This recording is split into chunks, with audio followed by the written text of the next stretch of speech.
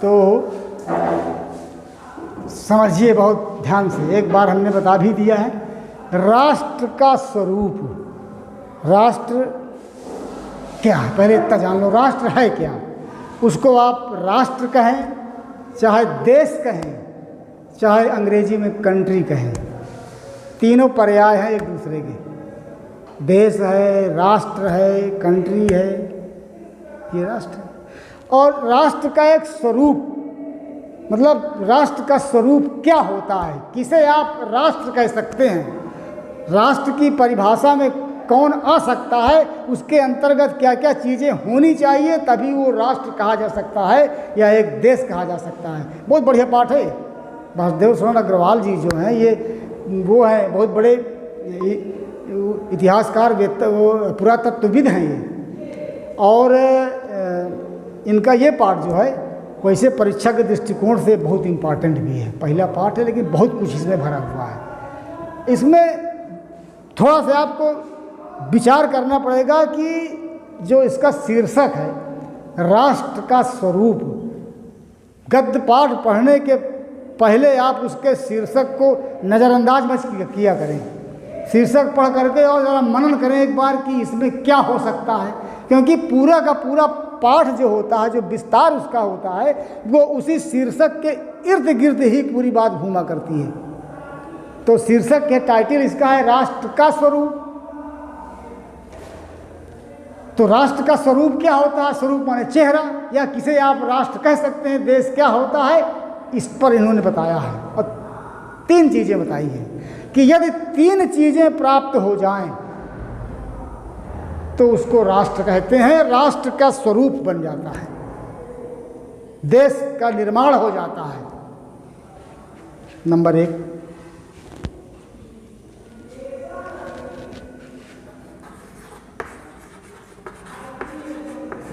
भूमि। Number 2,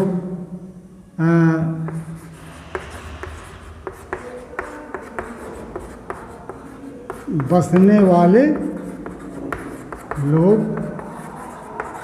और number 3, संस्कृति। लोग ने कहे जन, कह लो जन। भूमि, भूमि पर बसने वाला जन और संस्कृति। इन 3 चीज़ों के मिलाने से राष्ट्र का निर्माण हो जाता है, राष्ट्र के स्वरूप की प्राप्ति हो जाती है। पहली चीज़, सबसे पहली चीज़ ये है भूमि। अगर भूमि ही नहीं होगी तो राष्ट्र की कल्पना नहीं की जा सकती। निर्माण की तो बात छोड़िए, स्वरूप की तो बात बहुत बड़ी हो जाएगी, है ना भाई। आपके पास जब ज़मीनें नहीं है तो आप कहाँ घर बनाएंगे, कहाँ रहेंगे आप? जब हर राष्ट्र का आप देखते होंगे, विश्व में बहुत से राष्ट्र हैं, हर राष्ट्र की अपनी एक सीमा है। भारत का आप नक्शा देखते हैं कैसे टेढ़ा मेढ़ा बना हुआ है, ऐसे ऐसे ऊपर गया, नीचे गया, इधर पतला हुआ, इधर चौड़ा हो गया। यहाँ से यहाँ तक ले करके हमारा देश भारत है, तो वही उसकी सीमा है, वही उसकी क्या है, भूमि है। अगर वो भूमि ना होती तो भारत, फिर राष्ट्र का निर्माण कहाँ होता? इसी तरह विश्व के हर देश हैं, चीन है, आपका पाकिस्तान, अमेरिका, रूस, जापान, बहुत हैं, सब है। हर देश के लिए ये पहली आवश्यक चीज़ होती है कि भूमि होनी चाहिए। अगर भूमि ही नहीं होगी तो राष्ट्र के स्वरूप की कल्पना ही नहीं की जा सकती है। और इस समय विश्व में जो है ज़्यादातर लड़ाइयाँ इसी की हो रही है, भूमि की। हमारा यहाँ से है न, ये सीमा हमारी है, तुम यहाँ घुस आए हो, हम यहाँ कब्जा कर लिए हैं, वो कहते हैं हम यहाँ कब्जा कर लेंगे। यही चल रहा है इस समय। क्या चल रहा है अपने देश भारत में और चीन में, क्या हो रहा है? यही चल रहा है, इसी की लड़ाई चल रही है। और गांव में भी आप देख लीजिए, खेत है, डांड है, कहें कि ये सीधा अभी नहीं, ये काट लिया हमारा, इसमें आ गया, थोड़ा ज़्यादा तुमने बढ़ा लिया, हमारा दरवाज़ा तुमने जो है हमारे दरवाजे के सामने से तुमने बना लिया, यही तो होता है। ये सब इसी का विवाद है। ये बहुत आवश्यक चीज़ है। इसी पर पूरी महाभारत रच गई थी। महाभारत की लड़ाई किसकी, केवल दो चीज़ों के लिए हुई। रामायण की लड़ाई केवल औरत के लिए हुई और महाभारत की लड़ाई हुई औरत और भूमि, इन पर हुई।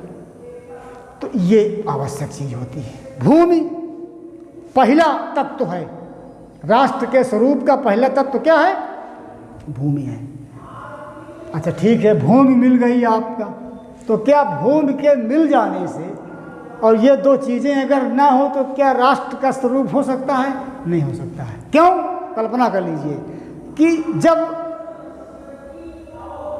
पृथ्वी तो बनी, पृथ्वी की उत्पत्ति तो हुई, लेकिन उस समय जीव नहीं पैदा हुए थे पृथ्वी पर, तो क्या कोई राष्ट्र था उस समय? नहीं था, कोई राष्ट्र नहीं था। भूमि तो थी, चारों तरफ जमीनें जमीन थी, लेकिन कोई मानव नहीं था।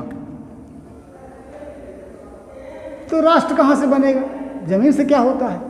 तीनों एक दूसरे से बिल्कुल अन्योन्याश्रित हैं ये तत्व, तीनों तत्व एक दूसरे से मिले हुए हैं। तो भूमि जो है राष्ट्र के स्वरूप का पहला सबसे आवश्यक तत्व है भूमि। किसी को अगर कोई संदेह हो बताइए, समझ में ना आ रहा हो भूमि के विषय में, बात समझ में आई? समझिए कि देश का निर्माण कैसे होता है। हर देश की अपनी एक भूमि होती है ना। किसी की ज़्यादा है, जैसे क्षेत्रफल है, सबसे ज़्यादा विश्व में क्षेत्रफल वाला कौन देश है? रूस है। रूस का आप नक्शा में जाकर देखिए, कितनी कहाँ से कहाँ तक उसकी पूरी वो भूमि है, वही भूमि है उसकी, वहाँ तक वो लगता है रूस, वो उसकी भूमि है। सबसे पहला तत्व जो है यही है।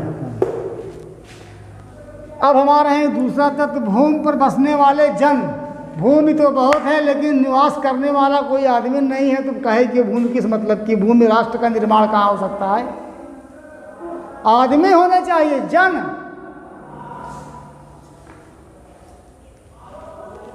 भाई मैं पढ़ा रहा था, उसमें पढ़ाया था हमने श्रद्धा मनु वाले में प्रसंग, प्रलय के बाद पूरी दुनिया का विनाश हो गया था। देव संस्कृति के विनाश के बाद बचे थे केवल मनु नाम के एक व्यक्ति बचे थे और श्रद्धा नाम की एक नारी बची थी। दो बचे थे केवल। लेकिन उस समय भूमि तो पूरी दुनिया सब खाली पड़ी थी, सब आदमी सब समाप्त हो गया था, नष्ट हो गया था, पूरी जमीन खाली पड़ी हुई थी, मगर राष्ट्र का निर्माण उस समय नहीं हुआ था। राष्ट्र के स्वरूप का निर्माण नहीं हुआ, क्योंकि जन नहीं थे उस पर रहने वाले, जन। और आप अगर थोड़ी देर के लिए ये मान लें कि कहते हैं कि मनु तो थे, जने तो हैं मनु। अच्छा, हमने मान लिया कि मनु जन है, तो केवल जन के बसने से ही राष्ट्र का स्वरूप नहीं बनता है। ये सबसे आवश्यक चीज होती है। ये तीसरा आवश्यक तत्व है, संस्कृति होनी चाहिए। राष्ट्र के स्वरूप के अंतर्गत संस्कृत बहुत जरूरी है। और संस्कृत क्या चीज होती है बताए, कोई आदमी बताए संस्कृत क्या है? बोलो बोलो भाई, वही बोलो। हाँ बोलो, संस्कृत क्या है?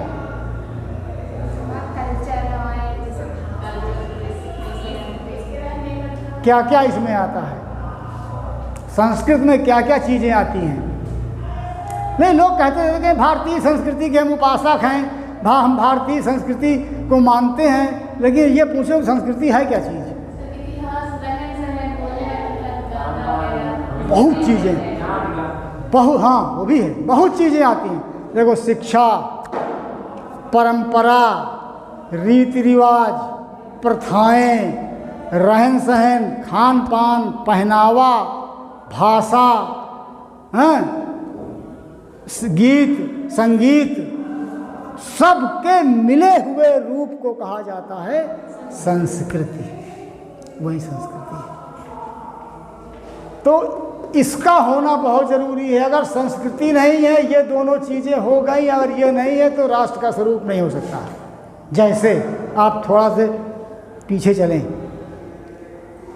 आदिम युग में जब मनुष्य आदि मानव के रूप में था पृथ्वी पर, पृथ्वी भी थी, मानव भी थे, आदि मानव थे, लेकिन ये चीज़ नहीं थी, संस्कृत नहीं थी। क्यों? तो उस समय राष्ट्र का, भाई उस समय का मानव क्या था? कोई उसका न एक स्थान निश्चित था, न कोई गांव था, न उसका कोई घर था। पाषाण काल की बात बता रहा हूं मैं। चल रहा है, न कोई परिवार था उसके, चल रहा है, रास्ते में जा रहा है, पूरी पृथ्वी खाली पड़ी है, घूम रहा है, कपड़ा उपड़ा या तो नंगे रहते थे या पेड़ की छाल या पत्ते लपेटा करते थे। थोड़ा जब और जागरूक हुए तब, नहीं पहले तो बगैर कपड़े के रहते थे। खाने के लिए जो मिल जाए वही जंगली जानवर कच्चा खा लेते थे मार के। कोई किसी का ना माँ बाप था, ना कोई माँ थी, ना एक दूसरे को मारते भी थे, खा भी डालते थे, मार भी डालते थे, क्योंकि किसी से कोई लगाव था नहीं, कोई परिवार था नहीं, कोई संस्कृति थी नहीं, कोई नियम बने नहीं थे उस समय, कोई समाज थी नहीं उस समय। चले जा रहे हैं, तुम उधर से आ रहे हो, हम इधर चले जा रहे हैं, भिड़ंत हो गई वहीं पर, एक दूसरे को मार भी सकते थे, फिर चले जाते थे, आगे बढ़ जाते थे। आज यहाँ हैं तो कल पहुँच गए 10 किलोमीटर 20 किलोमीटर और आगे, इसके बाद पहुँच गए, फिर कहाँ चले गए, कोई स्थान निश्चित नहीं था।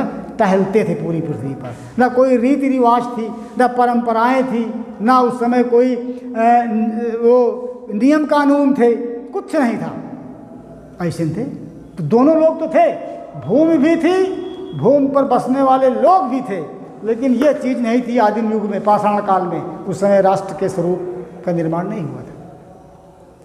3 में से अगर कोई एक चीज़ नहीं होगी, अब आप हटा करके तीनों को देख लीजिए, तीनों में से एक एक को हटा दीजिए और फिर सोचिए कि राष्ट्र बनेगा कि नहीं बनेगा।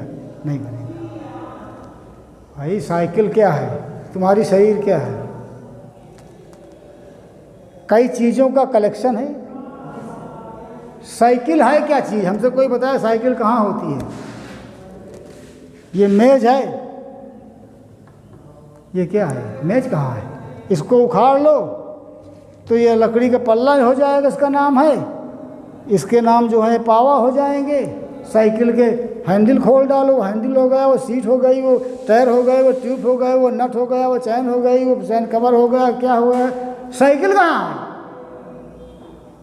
नहीं है ना। साइकिल नाम की कोई चीज़ तो होती नहीं, उसके पार्ट हैं, सभी पार्टों को एकत्र कर लिया गया, कलेक्शन कर लिया गया, उसी का नाम दे दिया गया साइकिल। उसी तरह आपकी शरीर है, आँख है, कान है, नाक है, मुंह है, बाल है, हाथ है, पैर है, पेट है, सबके अलग अलग नाम तो हैं, लेकिन सबके मिले जुले हुए रूप को कह दिया जाता है शरीर। बाकी अगर पूछा जाए कि शरीर कहाँ है, तो अगर आप कहेंगे कि शरीर है तो हम कहेंगे हाथ है, कहें ये शरीर है, कहना ये सीना और पेट है, शरीर कहाँ है। तो वही हाल है, ये मिले हुए तीनों के मिले हुए रूप को ही कहा जाता है राष्ट्र का स्वरूप। एक नहीं है, 2 हैं तो राष्ट्र का निर्माण नहीं हो सकता है, और 2 नहीं है, 1 है तब भी नहीं। इसीलिए कहा जाता है, इसमें दिया है पाठ में, कि भूमि जो है, पृथ्वी जो है वो माता होती है, और बसने वाले लोग जो होते हैं वो उसके पुत्र होते हैं। क्यों जानते हो तुम, माँ पैदा करती है, पालन पोषण करती है, आपके कष्टों में, आपके कष्टों को अपने ऊपर ले करके आपको कष्ट मुक्त करने का प्रयास करती है। मारते भी हैं आप, तब भी वो सहन कर लेती है। ये माँ के समान होती है।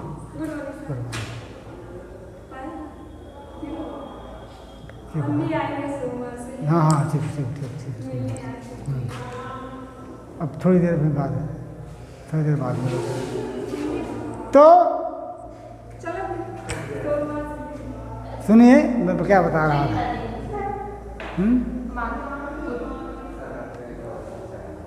बताते हैं कि पृथ्वी से ज़्यादा सहनशील और माँ से ज़्यादा सहनशील कोई नहीं होता है। लड़का माँ को गाली भी देता है, मारता भी है, लेकिन तब भी वो उसके मंगल कामना किया करती है। चलो अच्छा कोई बात नहीं, ये मुझको मार दिया, कोई बात नहीं, चलो ये जहाँ रहे, ये सुकून से रहे, सुखी रहे, कोई यही सोचती है ना। इतना होने के बावजूद उसके अंदर हमेशा अपने पुत्र के हित की बात सोचा करती है। वही हाल भूमि की होती है। इसी पृथ्वी पर आप क्या करते हैं,